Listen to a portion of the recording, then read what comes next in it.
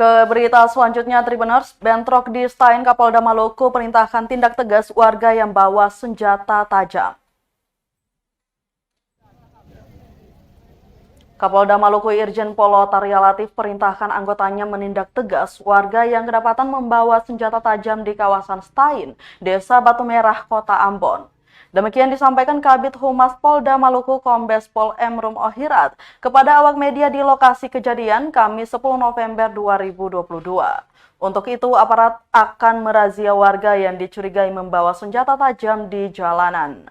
Razia mulai dilangsungkan siang hingga malam. Lanjutnya, Tribuners, Kapolda Maluku juga mengimbau agar warga lebih menahan diri.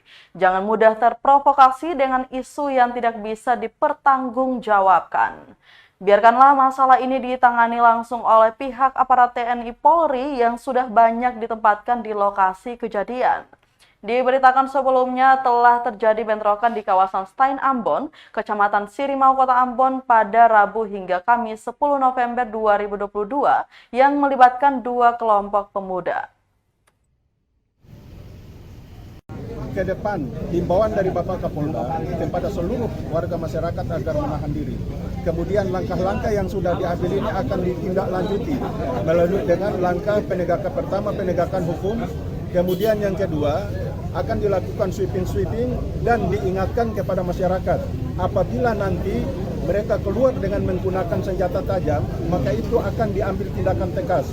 Ya, sampai dengan tindakan keras dengan menggunakan senjata.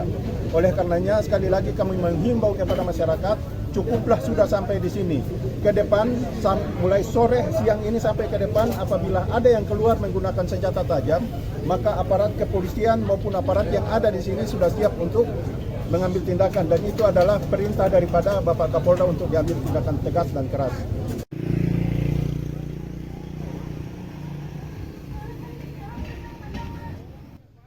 Terima kasih sudah nonton. Jangan lupa like, subscribe, dan share ya.